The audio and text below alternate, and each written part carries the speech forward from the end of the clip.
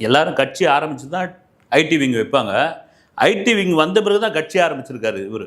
அப்படி இந்த ரசிகர்கள், தொண்டர்கள் விஜய்க்காக ஐடி விங்கில் இறங்கி வேலை பார்க்குறாங்க. இன்னொரு பக்கம் அதிமுகவை விஜய் விமர்சனம் பண்ணுறது கிடையாது. அவங்க தான் எதிர்காலத்தில் கூட்டணி வச்சுக்க போகிறாங்க. அந்த கூட்டணி பலமான கூட்டணியாக இருக்கும். ஒரு கூட்டணி இருக்க தான் செய்யுது. அது யாருன்னு தெரியல.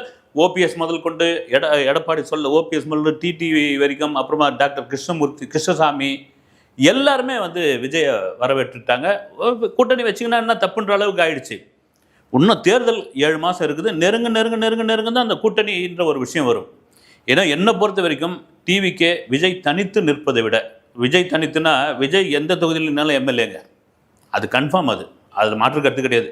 டிவிக்கே தனித்து நிற்பதை விட ஒரு கூட்டணி அப்படின்ற ஒரு விஷயம், ஒரு பலமான கூட்டணி அப்படின்னு அமைஞ்சா சாலிடாக ஒரு 50 எம்எல்ஏ அடிச்சிருவாங்க.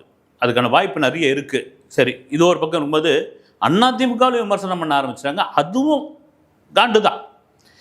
ஒரு பக்கம் வந்து திமுக 75 வருட பாரம்பரிய கட்சி, இன்னொரு பக்கம் 50 வருஷம் நம்ம அதிமுக வந்து 2 வருஷத்தில் எப்படியாப்பட்ட சூறாவளி மாதிரி சுழட்டி அடித்தா நாம் என்ன பண்ணுறதுன்னு நிர்மலா பெரியசாமி இந்த டிவியில் அழகாக செய்தி வாசி பாருங்க, வணக்கம் அப்படின்னு சொல்கிறது அவ்வளோ அற்புதமாக சொல்லுவாங்க.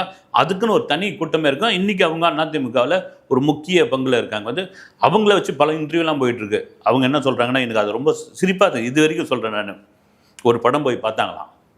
அந்த படம் பார்த்த உடனே அந்த படத்தோட ஹீரோ வந்து 24 ஹவர்ஸும் குடிச்சிக்கிட்டே குடிச்சிட்டு இருக்காராம். என்னடா அந்த ஹீரோ குடிச்சிக்கிட்டே இருக்கிறாரு அப்படின்ட்டு கதை போய்கிட்டே இருக்குது. ஒரு கட்டத்துக்கு அப்புறம் இவங்களுக்கு பெரும் அதிர்ச்சி ஆகிடுதான். வந்து என்னென்னா, குடிச்சிக்கிட்டு இருக்க அந்த ஹீரோ யாருன்னா, அவர் தான் அந்த கல்லூரியோடைய பேராசிரியராம். கல்லூரியில் குடிச்சிட்டும் வராராம்.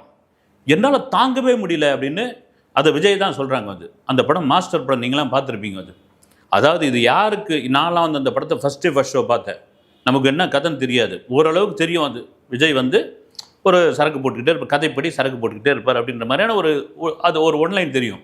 அவர் என்ன எதுன்னு வந்து உண்மையாக தெரியாது. ஒரு சமயம் நிர்மலா பெரியசாமி வந்து ஃபஸ்ட் ஷோ பார்த்தாங்களான்னு தெரியல, வாய்ப்பே இல்லை. அந்த ஃபஸ்ட் ஷோ பார்த்த பிறகு உலகத்தில் உள்ள அத்தனை சேனல் விமர்சனம் பண்ணியாச்சு. என்னன்னு ஏதோ முதல் முறையாக அப்படியே போய் ஃபஸ்ட்டே பார்த்தா மாதிரி அந்த ஹீரோ அவர் குடிச்சிக்கிட்டே இருக்கிறாரு. திடீர் கல்லூரி பேராசிரியர், எவ்வளோ பெரிய ஒரு அட்டுழிங்க. அது வந்து அவர் தான் இன்றைக்கி வந்து அரசியலுக்கு தலைவரா, அவர் தான் ஒரு கட்சிக்கு தலைவரா, ஒரு கல்லூரி பேராசிரியர் வேஷத்தில் நடிச்சுக்கிட்டு படம் முழுக்க இருந்துக்கிட்டார். எங்கள் முழு கதையும் பாருங்கள். வந்து சினிமா தானங்க அது. அதாவது ஏதாவது ஒரு காரணம் இருக்கணும்ல, விஜயை திட்டுறதுக்கு, விஜயை விமர்சனம் பண்ணுறதுக்கு ஏதாவது ஒரு காரணம் இருக்கும். அந்த காரணத்தை தான் எடுத்து இப்படி பண்ணிகிட்டு இருக்காங்க. அதில் எனக்கு சிரிப்பாக இருந்தது. வந்து